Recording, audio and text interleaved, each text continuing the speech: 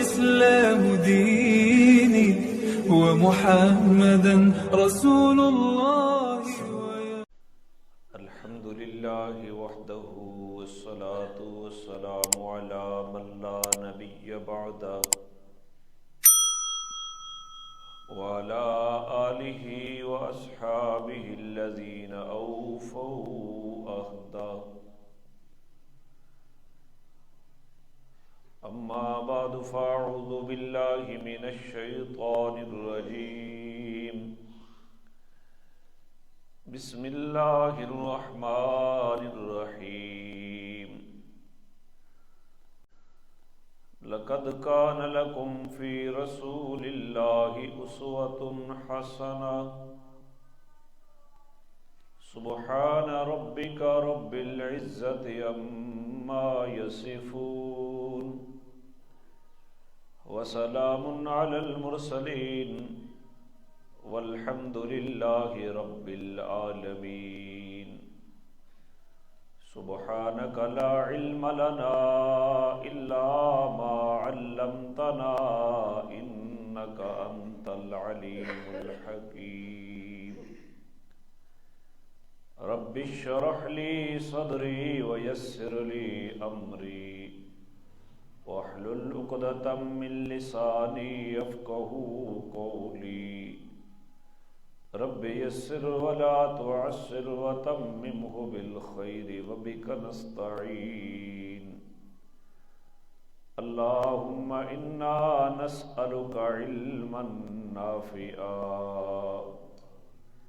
ورزقا واسعا وعملا متقبلا. اللهم صل على محمد وعلى آل محمد كما صليت على إبراهيم وعلى آل إبراهيم إنك حميد مجيد.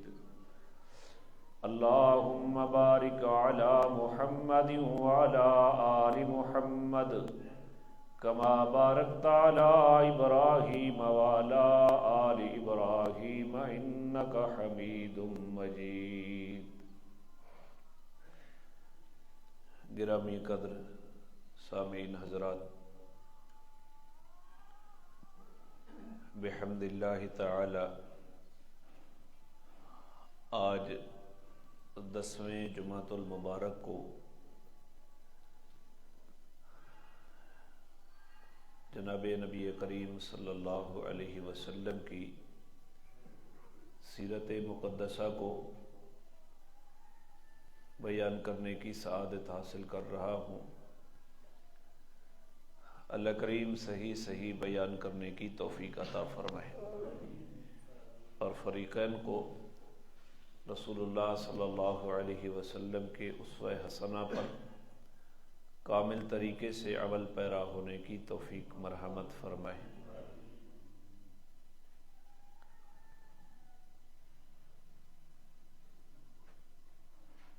پچھلے جمعہ کو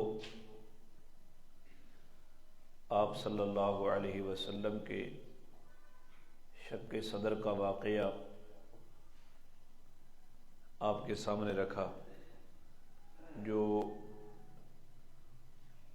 حلیمہ سعدیہ رضی اللہ تعالی عنہا کے گھر میں پیش آیا.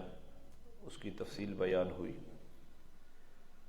کچھ اور واقعات جو جناب حلیمہ کے دور میں ان کی پرورش میں جب آپ تھے وہ آج بیان ہوں گے انشاءاللہ. ایک بات غالباً مجھ سے رہ گئی پچھلے جمعہ کو کہ جب آپ علیہ السلام کا شق صدر فرشتوں نے کر لیا، آپ کے قلب اطہر کو برف سے دھویا اور اس کو پھر اپنی جگہ کے اوپر رکھ کر پیوست کر دیا اور پھر سینے کو بند کر دیا، تو اس وقت ان 3 فرشتوں میں سے ایک نے کہا کہ اس کو 10 آدمیوں کے ساتھ تولو. تو مجھے تولا گیا، ایک طرف مجھے رکھا گیا اور دوسری طرف 10 آدمیوں کو، تو میرا پلڑا بھاری ہوا. پھر انہوں نے 20 کے ساتھ تولا تب بھی میرا پلڑا بھاری رہا۔ پھر انہوں نے کہا کہ 100 کے ساتھ تولو، تو 100 کے ساتھ تولا گیا، تب بھی میرا پلڑا بھاری رہا۔ پھر 1000 کے ساتھ تولنے کا کہا گیا، ایک طرف 1000 آدمیوں کو تولا گیا اور دوسری طرف مجھے تولا گیا تو میں بھاری نکلا۔ تو پھر تیسرے نے کہا کہ اس عمل کو چھوڑو، اگر اس کو پوری امت کے ساتھ تولو گے تب بھی اس کا وزن بھاری نکلے گا۔ یہ بات غالباً پچھلے جمعے پہ رہ گئی تھی۔ حضرت حلیمہ سعدیہ جب آپ کو لینے کے لیے مکہ میں آئی تھی تو اس وقت حضرت آمنہ نے آپ کی ولادت کے کچھ واقعات بیان کیے تھے کہ یہ بچہ جب میرے پیٹ کے اندر تھا تو اتنا ہلکا حمل تھا کہ میں نے ایسا حمل کبھی نہیں دیکھا، بالکل ہلکا، کوئی بوجھ نہیں تھا۔ پھر خواب کے اندر میں نے دیکھا کہ مجھ سے ایک نور نکلا ہے جو ملک شام تک پہنچا ہے، اور خواب ہی کے اندر مجھے اس کا نام بتلایا گیا۔ پھر جب یہ پیدا ہوا تو اس وقت عجیب کیفیت تھی کہ ہاتھ جو تھے وہ زمین کی طرف جھکے ہوئے سجدے کی حالت میں اور چہرہ آسمان کی طرف اٹھائے ہوئے۔ اس وقت ایک نور نکلا آپ کی پیدائش کے ساتھ، جس کے ساتھ بصرہ کے محلات روشن ہو گئے، اور بصرہ کے محلات میں نے اونٹوں کی گردنیں دیکھی۔ تو یہ بات مکہ میں حضرت آمنہ نے بتلائی، اور جب حضرت حلیمہ آپ کو واپس کرنے آئیں تو پھر حضرت آمنہ نے یہ باتیں بتلائی تھی 4 سال کے بعد۔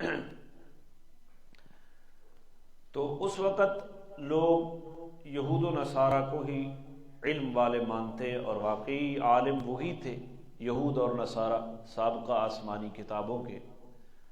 حضرت حلیمہ کہتی ہیں کہ یہودیوں کا ایک وفد ہمارے پاس سے گزرا تو میں نے اپنے اس بچے کے متعلق وہ باتیں ذکر کی جو جناب آمنہ نے مجھے بتلائی تھی، اور میں نے اس کو پیش یوں کیا کہ میرا یہ بچہ جب حمل میں تھا تو میں نے خواب دیکھا کہ ایک نور نکلا ہے جس سے جو نور شام تک پہنچا ہے، اور یہ میرے بچہ جب حمل میں تھا تو حمل اتنا ہلکا تھا کہ ایسا حمل کبھی ہم نے محسوس بھی نہیں کیا، اور یہ بچہ جب پیدا ہوا تو اس وقت بھی ایک نور نکلا، اور یہ بچہ سجدے کی کیفیت کی حالت میں پیدا ہوا، اور اس کا سر آسمان کی طرف اٹھا ہوا تھا۔ تو جب یہ علامات میں نے بتائی کہ میرا بچہ، تو میں نے اپنی جانب اس کو منسوب کر کے پیش کیا کہ میرے بچے کے ساتھ یہ حالات پیش آئے۔ تو انہوں نے ایک دوسرے سے مشورہ کیا اور انہوں نے یہ بات کہی کہ یہ وہ آخری نبی ہے، یہ کیا ہے؟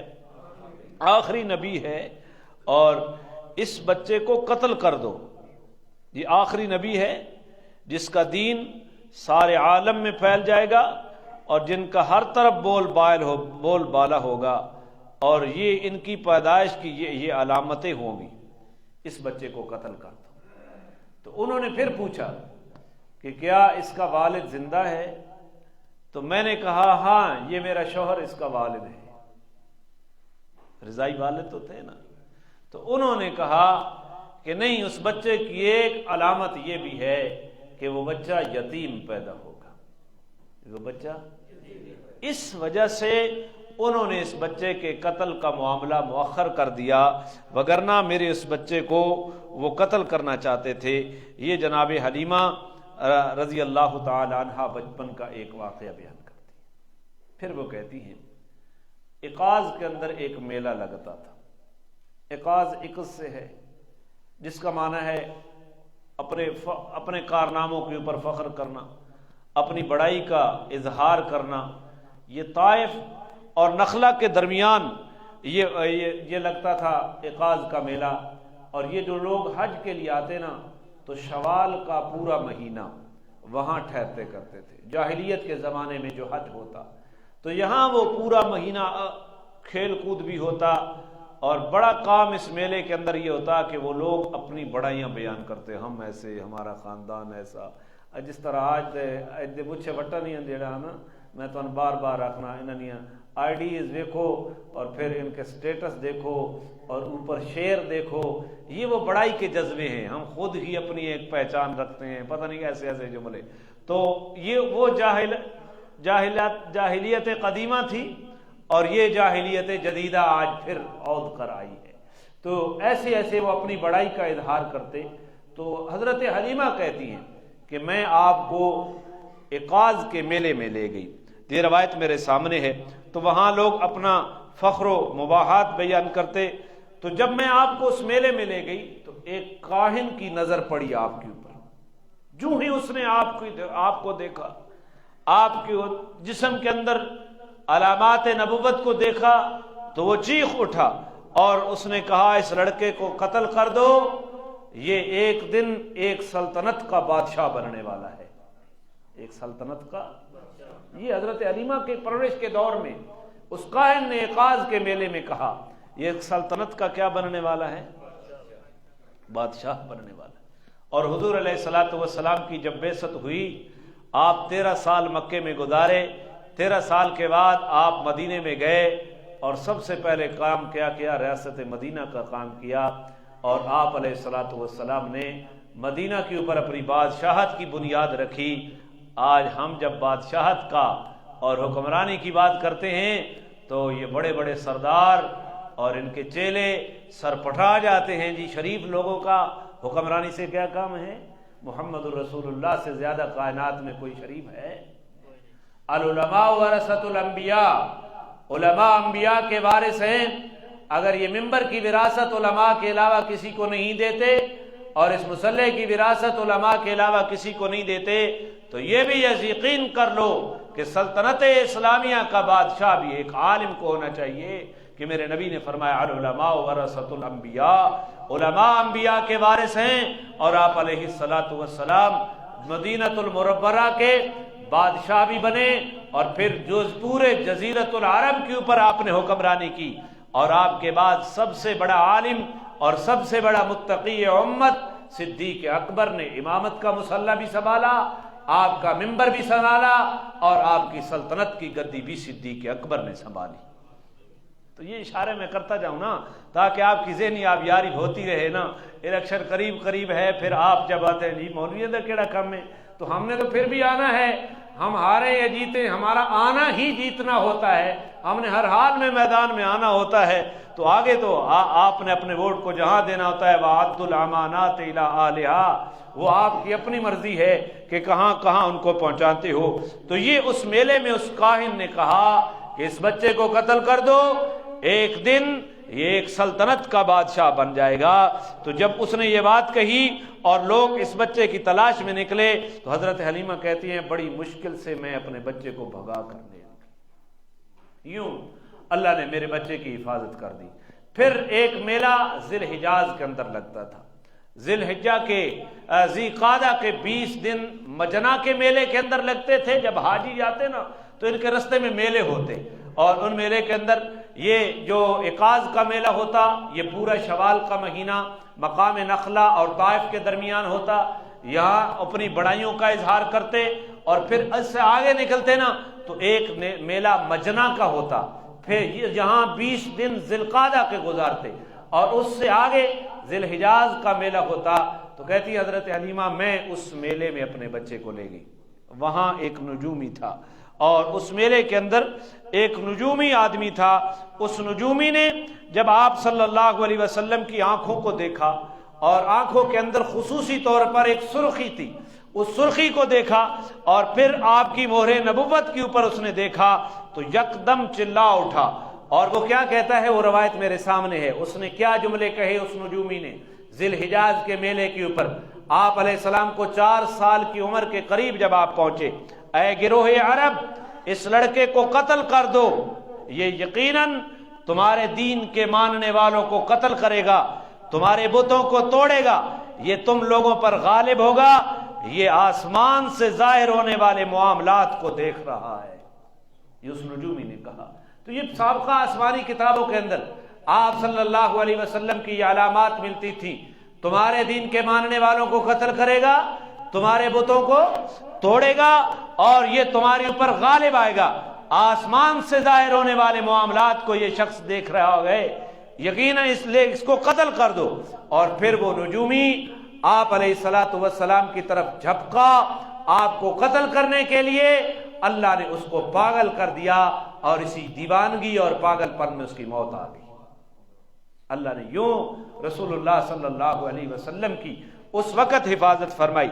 اور پھر سیرت ابن شام میں ایک روایت یوں آتی ہے، حضرت حلیمہ کہتی ہیں کہ عیسائیوں کی ایک جماعت کا گزر میرے اس بچے کے پاس سے ہوا، اس نے الٹ پلٹ کر اس بچے کو دیکھا، اور اس بچے کی آنکھوں کو دیکھا، اس بچے کی مہر نبوت کو دیکھا، اور پھر اس نے پوچھا اس بچوں کے اندر آنکھوں کے اندر جو سرخی نظر آ رہی ہے، کیا اس کی آنکھوں کے اندر کوئی تکلیف ہے؟ تو حلیمہ کہتی ہیں عیسائیوں کی اس جماعت کو میں نے کہا کہ نہیں، کوئی تکلیف نہیں ہے، یہ سرخی کبھی بھی ہٹتی نہیں ہے، ہمیشہ یہ سرخی آپ کی آنکھوں میں رہتی ہے۔ تو عیسائیوں کی جماعت نے کہا کہ یہ بڑی شان والا بچہ ہے، یہ اس امت کا پیغمبر ہوگا، یہ بچہ آپ ہمارے حوالے کر دیں، ہم اس بچے کو لے کر اپنے علاقے میں لے جائیں گے۔ تو حضرت حلیمہ کہتی ہیں کہ میں اس بچے کو سرکا کر وہاں سے لے گئی، وہاں سے لے گئی بچا کر۔ تو یہ حضرت حلیمہ کے دور میں یہ باتیں پیش آئی، اور پھر حضرت حلیمہ نے جب یہ سارے معاملات پیش آئے، عیسائی، یہودی، کاہن، نجومی جو بھی دیکھتا وہ آپ کی نبوت کی علامات کو پہچان لیتا، اور پھر وہ یہ آپ صلی اللہ علیہ وسلم کے قتل کا ارادہ کرنا شروع کر دیتے۔ تو پھر شق صدر کا واقعہ پیش آ گیا، وہ بھی ایک انہونا واقعہ تھا۔ تو مشورہ حلیمہ سعدیہ نے اور ان کے شوہر نے یہ کیا کہ اس بچے کو ان کی ماں کے حوالے، دادا کے حوالے کر دیں، ایسا نہ ہو کہ کسی اور مصیبت کے اندر ہم پھنس جائیں۔ تو حضرت حلیمہ اس بچے کو واپس کرنے مکہ جناب عبد المطلب کو اور حضرت آمنہ کو واپس کرنے کے لیے رخت سفر باندھا۔ اب رستے میں رات کے وقت میں مکہ کے بالائی علاقے میں، بالائی علاقہ اونچے علاقے کو کہتے ہیں، جس طرح تھمبے والا محلہ ہے ساڈا، یہ بالائی علاقہ ہے اچھالی کا۔ مکے کے بالائی علاقے میں جب پہنچے تو وہاں آپ علیہ الصلوۃ والسلام حضرت حلیمہ سے کہیں گم ہو گئے رات کے اندھیرے، حیران پریشان کہ کیا کہاں جاؤں میں آپ کی تلاش میں۔ تو سیدھا مکے میں آئی، اور جناب عبد المطلب اس وقت کعبہ کے پاس کھڑے تھے، سارا واقعہ بتایا کہ میں آپ کو آپ کا بیٹا واپس کرنے کے لیے آ رہی تھی، اور مکہ کے بالائی علاقے میں وہ بچہ مجھ سے گم ہو گیا ہے۔ تو جناب عبد المطلب نے اسی وقت کعبۃ اللہ کے پاس کھڑے ہو کر رب کائنات سے عربی اشعار کے اندر یہ دعا مانگی کہ میرا بچہ مجھے واپس کر دو۔ تو پھر غیب سے ندا آئی، وہ ندا کے الفاظ میں آپ کو روایت میں سناتا ہوں کہ وہ آواز آئی، لوگوں پریشان مت ہونا، یہ غیبی ندا تھی، محمد کا پروردگار موجود ہے، اس کو رسوا بھی نہیں کرے گا اور اس کو ضائع بھی نہیں کرے گا۔ عبد المطلب نے کہا کہ پھر ہمارے پاس اس بچے کو پہنچائے گا کون؟ پھر ایک غیبی آواز آئی کہ وہ تہامہ کی وادی میں دائیں طرف جو درخت ہے شجر یمنا کے پاس موجود ہے۔ تو اسی وقت جناب عبد المطلب گھوڑے کے اوپر سوار ہو کر وادی تہامہ میں پہنچے، اور ساتھ ورقہ ابن نوفل بھی پہنچا۔ تو آپ وادی تہامہ کے اندر ایک گھنے درخت کے اندر، اس پوری وادی کا جو سب سے بڑا درخت تھا اس کے نیچے کھڑے تھے۔ تو جناب عبد المطلب نے پوچھا، اے لڑکے تم کون ہو؟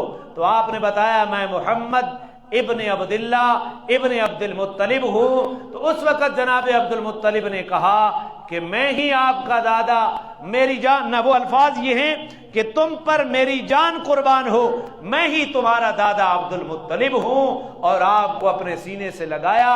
جناب عبد المطلب روئے، زاروں قطار روئے، اور پھر اس بچے کو اپنے گھوڑے کے آگے، اپنے آگے گھوڑے کے اوپر سوار کر کے لے آئے۔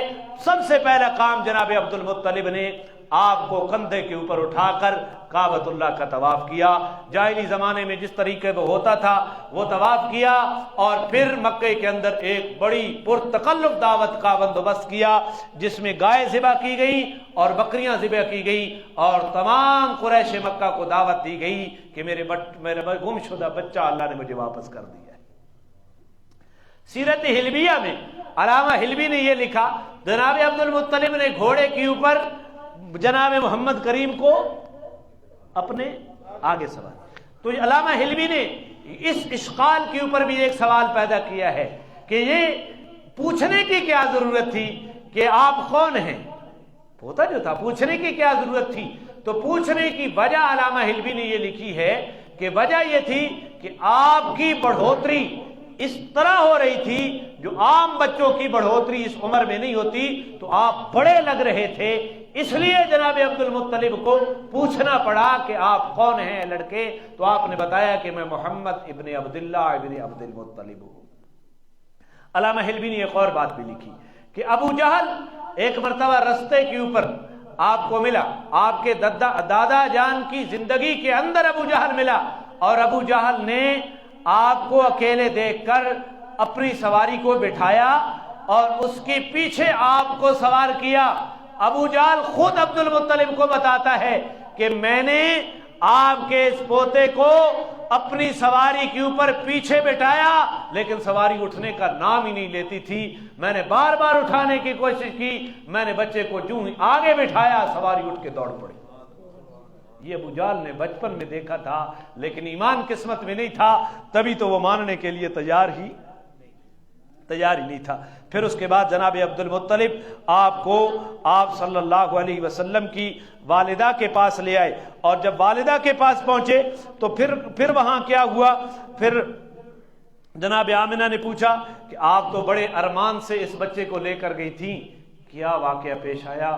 تو حضرت حلیمہ کہتی ہیں کہ واقعہ یہ پیش آیا کہ یہ بچہ بڑی برکتوں والا تھا، مدت رضاعت پوری ہو گئی ہے، مجھے کچھ خطرات لگ گئے تھے تو میں اس وجہ سے آپ کو واپس کرنے آئی ہوں. تو جناب آمنہ نے پوچھا کہ سچ سچ وہ واقعات بتلا جن کی وجہ سے آپ کو ڈر لگ گیا ہے کیا؟ اور حضرت حلیمہ کہتی ہیں کہ میں نے سارے واقعات بتا دیے، وہ جو کاہن ملا، وہ جو نجومی ملا، وہ جو یہودیوں کی جماعت ملی، وہ جو عیسائیوں کی جماعت ملی، اور پھر شق صدر کا واقعہ. تو جناب آمنہ نے مجھ سے پوچھا کہ حلیمہ کیا اس میرے بچے کے اوپر تجھے کسی چیز کے سائے کا خطرہ لگتا ہے یا جنات اور شیاطین کے لپٹنے کا خطرہ لگتا ہے؟ نہیں، یہ بچہ بڑی شان والا ہے، اتنی عظمت والا بچہ ہے کہ یہ جب حمل میں تھا تو ایسا حمل میں نے کبھی نہیں دیکھا، اتنا ہلکا حمل. اس کا نام خواب میں مجھے بتایا گیا دوران حمل، اس کا نام محمد رکھنا. خواب میں نے ایک نور دیکھا حالت حمل میں جو شام تک پہنچا ہے. جب یہ بچہ پیدا ہوا تو پھر ایک نور نکلا جس سے بصرہ کے مہونٹوں کی گردنیں روشن ہو گئی، شام تک وہ نور پہنچا، بصرہ کے محلات تک وہ نور پہنچا. یہ جب بچہ پیدا ہوا ہے عام بچوں سے ہٹ کر پیدا ہوئے ہے، اس کے ہاتھوں کی کیفیت زمین کی طرف تھی، گھٹنوں کی کیفیت زمین کی طرف تھی جیسے سجدے کی حالت ہوتی ہے، اور یہ بچہ آسمانوں کی طرف نظریں لگائے ہوا تھا. یہ میرا عظیم بچہ ہے، آپ کو کسی قسم کے شیطان سے اس کا خطرہ نہیں ہونا چاہیے اس بچے کا. تو بہرحال حضرت حلیمہ کہتی ہیں کہ مجھے تو ڈر لگ گیا ہے، اب میں اس بچے کو اپنے پاس رکھنا نہیں چاہتی. تو جناب عبد المطلب کے پاس آ گئے. پھر اس کے بعد کیا ہوا؟ پھر جناب آمنہ کے پاس آ گئے. تو جناب آمنہ اس بچے کو لے کر پھر ایک طرف گئی، شاید وہ روایت میرے سامنے آ جائے. تو جناب آمنہ جناب عبد المطلب کے ننھال، میں نے غالباً پہلا جمعہ تھا سیرت کا یا دوسرا جمعہ تھا، وہاں یہ بات آپ کو مل جائے گی. اس میں بتایا کہ جناب عبد المطلب کے ننھال بنی نجار کے مدینہ کے لوگ تھے. تو یثرب میں حضرت آمنہ جب آپ 6 سال کی عمر کو پہنچے تو آپ کے والد کی جانب سے ایک لونڈی جس کا نام برکہ تھا، برکت، اور اس کو جب حالت وقف میں پڑھتے ہیں تو برکہ ہوتا ہے، برکہ، جس کی کنیت ام ایمن تھی. ام ایمن جو آپ کے والد کی جانب سے وراثتاً آپ صلی اللہ علیہ وسلم کو ملی تھی، یہ حبشیہ تھی. یہ ام ایمن اور آپ کی والدہ آمنہ یہ آپ کو لے کر جناب عبد المطلب کے ننھال والوں سے ملنے کے لیے یثرب میں گئے. آپ صلی اللہ علیہ وسلم 6 سال کی عمر کے ہیں ساتھ آپ ام ایمن ہے جس کا نام برکہ ہے، اور ساتھ آپ صلی اللہ علیہ وسلم کی والدہ محترمہ جناب آمنہ ہے۔ یہ وہاں مدینے میں گئے تو ام ایمن کہتی ہے وہاں یہودی لوگ مدینہ کے اندر بہت زیادہ آباد تھے، ان کو پتہ چلا تو انہوں نے یہ بچہ میرے ہاتھوں میں دیکھا تو انہوں نے کہا اس محمد کو ذرا ہمارے سامنے لاؤ۔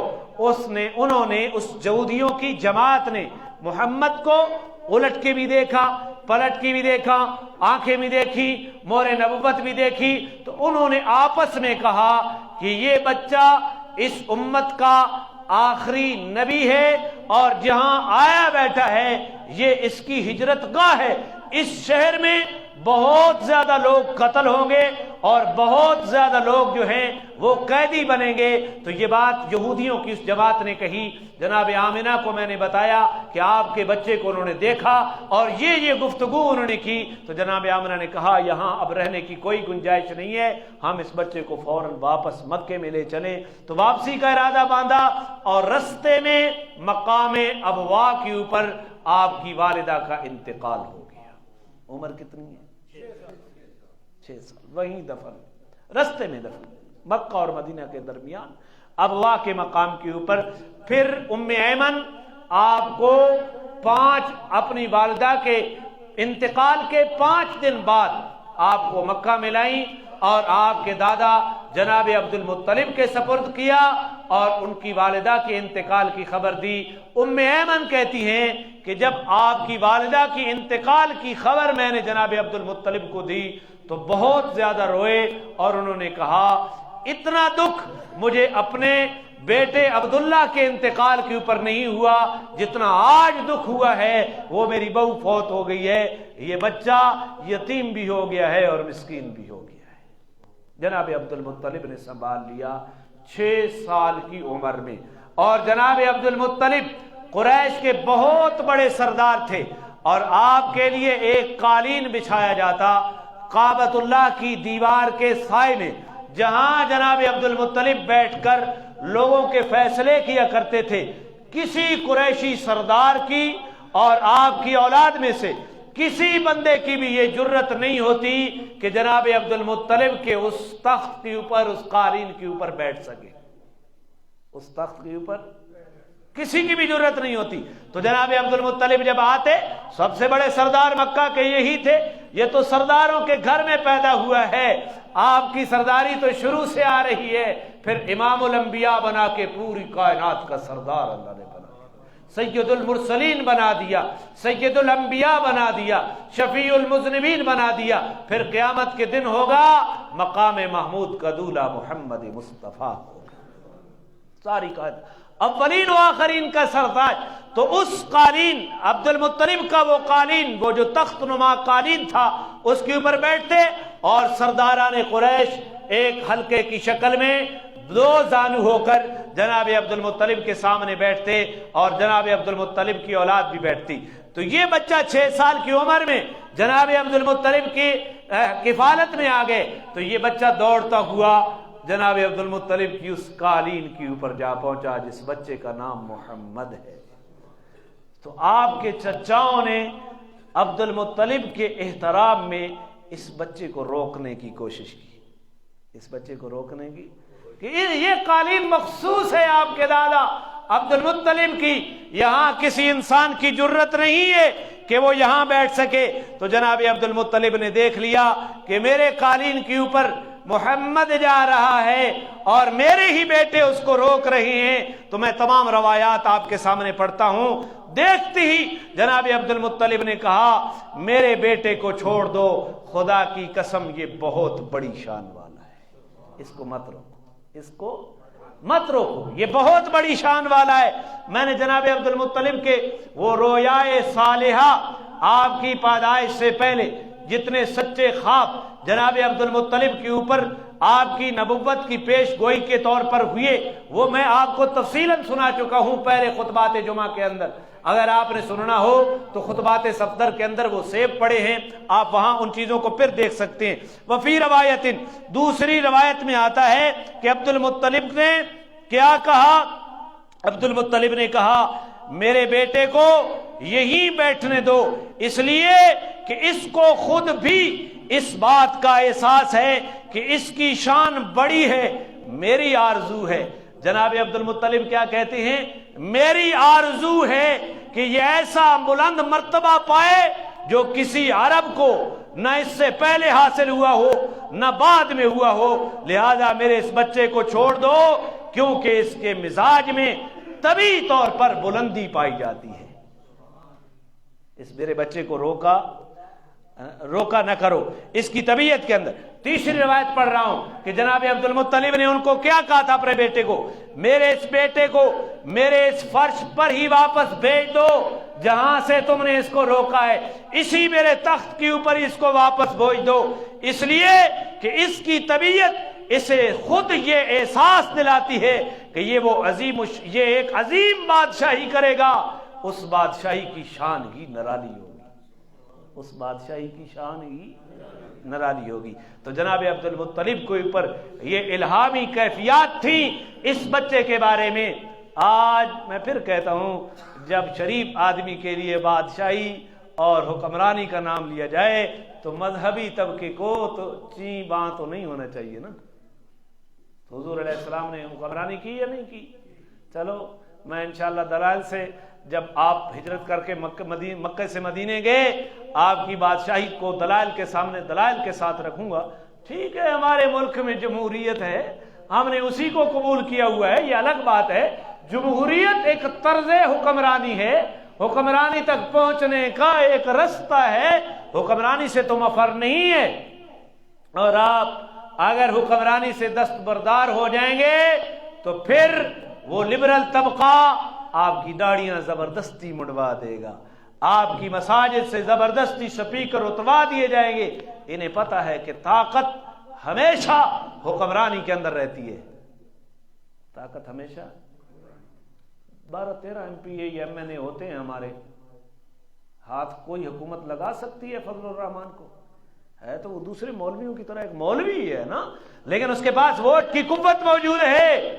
نہ جرنیل ہاتھ لگاتے ہیں، نہ کوئی ایجنسی ہاتھ لگاتی ہے، نہ سب سے زیادہ مخالف ان کا عمران خان تھا، وہ عمران خان کے مخالف تھے، اور اپنے 3.5 سالہ دور حکومت میں مولانا کو ہاتھ کیوں نہیں لگا سکے؟ حقوق نے پتہ ہے کہ طاقت کس چیز کے اندر ہے؟ ووٹ کے اندر ہے۔ اس وقت کا حکمران تو ووٹ ہے نا، تو ہمیں اس بات کو سمجھنا چاہیے۔ تو جناب عبد المطلب کے اوپر یہ الہامی کیفیت تھی۔ اب ایک اور بات میں آپ کے سامنے رکھتا ہوں، ان تمام روایات کو میں نے لیا ہے جناب عبد المطلب کی کفالت میں۔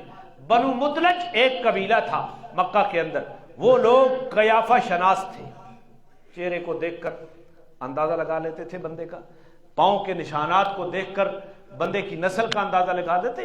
ہم تو عجم ہیں نا، عجم کا معنی گونگا ہوتا ہے، گونگا، ہمیں تو کچھ بھی نہیں پتا کہ کیا ہے۔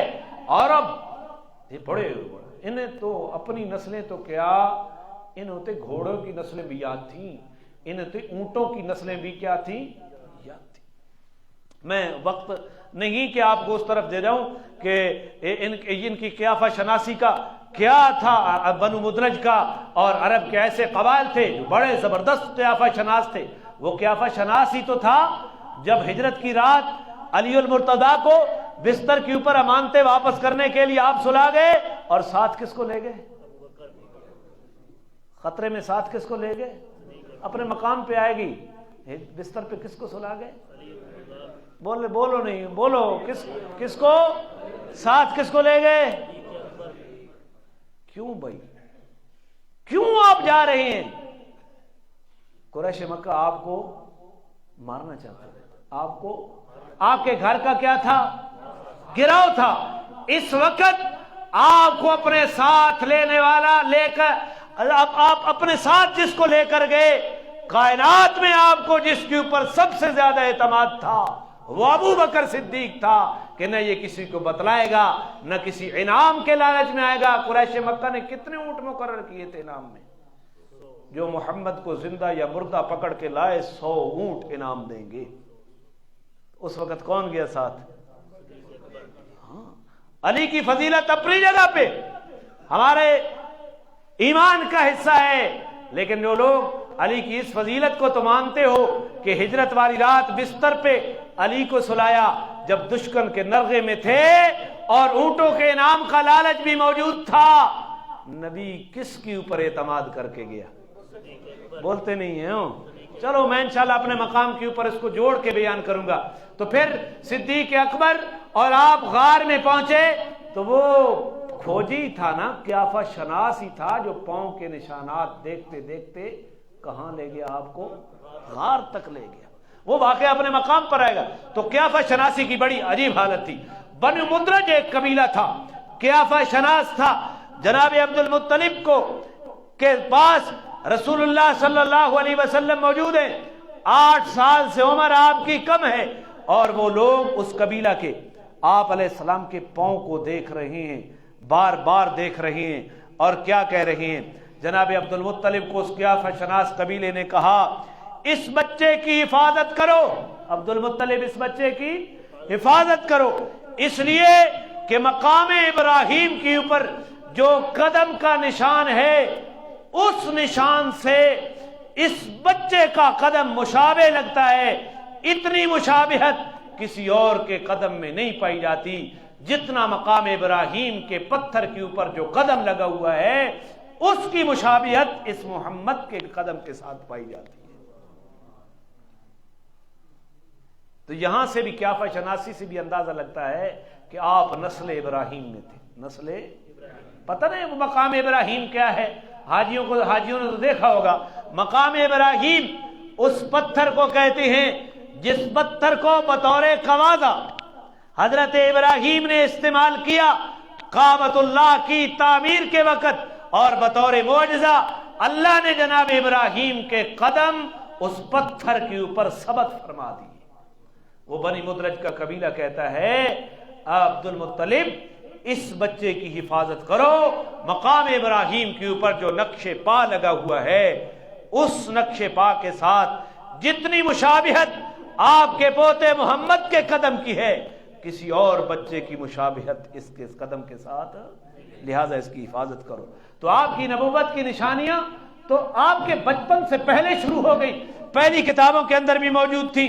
پھر ایک اور بات کہ جناب عبد المطلب اسی کعبۃ اللہ کے سائے میں بیٹھے ہیں، اور بحران کا ایک عیسائی اسقف اعظم، سب سے بڑا پادری عیسائیوں کا، اور اسقف اعظم کا معنی کیا ہوتا ہے؟ عیسائیوں کے مذہبی پیشوا کو کہتے، سب سے زیادہ عبادت گزار اسقف اعظم بحران کا، یہ جناب عبد المطلب کے پاس آیا۔ جناب عبد المطلب کعبہ کی دیوار کے ساتھ تیر لگا کر اپنے اسی قالین کے اوپر بیٹھے ہیں، اور وہ اسقف اعظم پادری عیسائیوں کا وہ کیا کہتا ہے؟ وہ میری روایت میرے سامنے ہے۔ وہ کہتا ہے کہ ہماری کتابوں میں ایک ایسے نبی کی علامتیں موجود ہیں جو جناب اسماعیل کی اولاد سے ہوگا، یہ شعر اس نبی کی جائے پیدائش ہے، یہ شعر اس نبی کی۔ عبد المطلب اپنے اس تخت پہ بیٹھے ہیں، اور عیسائیوں کا بحران کا اسقف اعظم سب سے بڑا پادری آیا اور جناب عبد المطلب کو کہتا ہے کہ ہماری کتابوں میں اس نبی کا ذکر ملتا ہے جس نبی آل اسماعیل سے ہوگا، اور یہ مکہ کا شہر اس کی جائے پیدائش ہے۔ یہ باتیں وہ کر رہا تھا، اتنے میں محمد کریم بھی دوڑتے ہوئے اپنے دادا کے پاس آ گئے۔ ابھی آپ کو دیکھا نہیں، اب آیا دیکھا، اب اس نے دیکھا آپ کی آنکھوں کے نور کو دیکھا، وہ جو سرخی تھی خاص قسم کی آپ کی آنکھوں کے اندر، آپ کی مہر نبوت کو بھی اس نے دیکھ لیا، آپ کے قدمین کو، آپ کے وجود اطہر کو دیکھا، اور کیا کہتا ہے؟ وہ کہتا ہے آپ کی آنکھوں کو دیکھ کر، آپ کے پاؤں کو دیکھ کر کہتا ہے یہی وہ نبی ہے۔ کیا کہتا ہے؟ یہی وہ نبی ہے۔ جسم کو دیکھ کر کہتا ہے کہ یہی وہ نبی ہے۔ تمہارا کیا لگتا ہے؟ عبد المطلب نے کہا میرا بیٹا ہے۔ عبد المطلب نے کیا کہا؟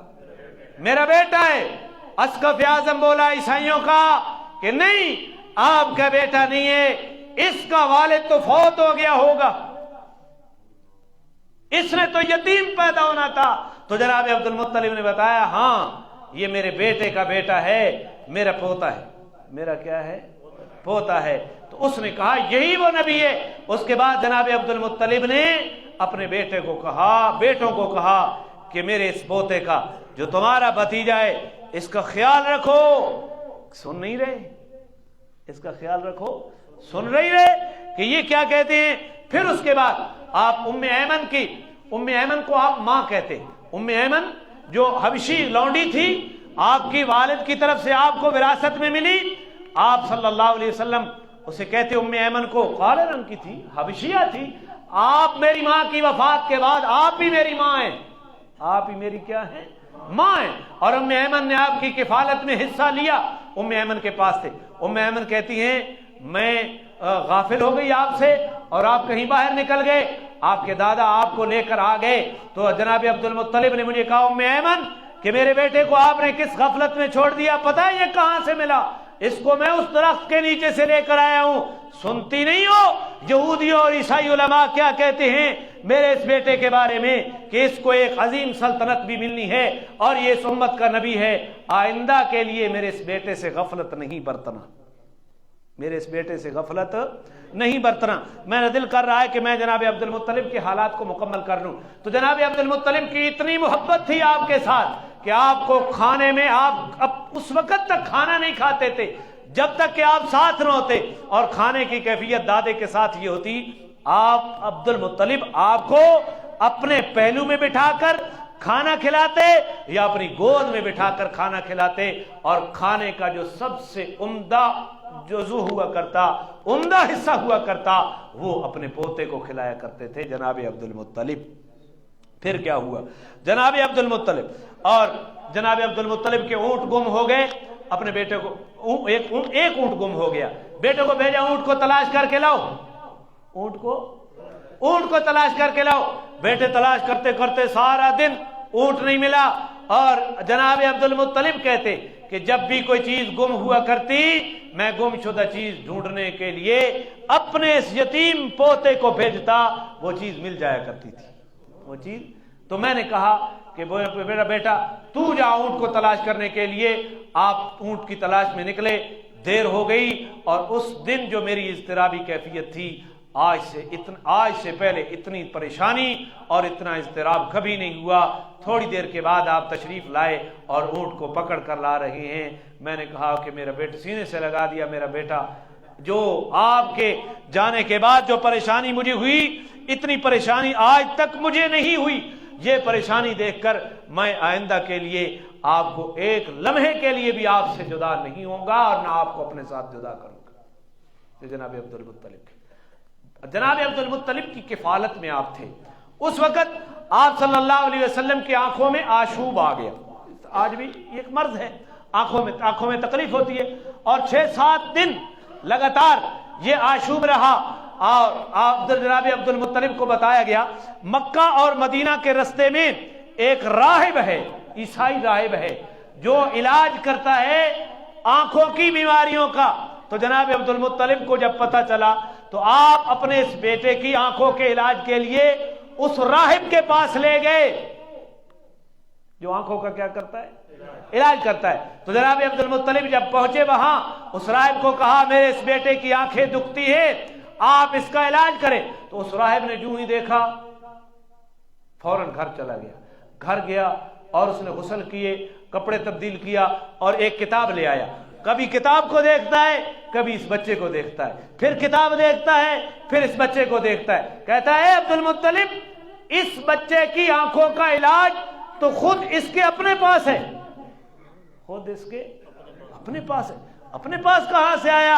اس نے کہا راہب نے عبد المطلب اس بچے کا لعاب نکال کر اس کی آنکھوں میں ڈالو، آنکھ نہیں دکھے گی، آنکھ انشاءاللہ آئے گا خیبر کا مقام جہاں آپ نے فرمایا کہ کل میں جھنڈا ایسے آدمی کو دوں گا جو فتح کی نوید سنائے گا، جس سے اللہ بھی محبت کرتا ہے، اللہ کا رسول بھی محبت کرتا ہے، اور جو اللہ سے بھی محبت کرتا ہے اللہ کے رسول سے بھی محبت کرتا ہے۔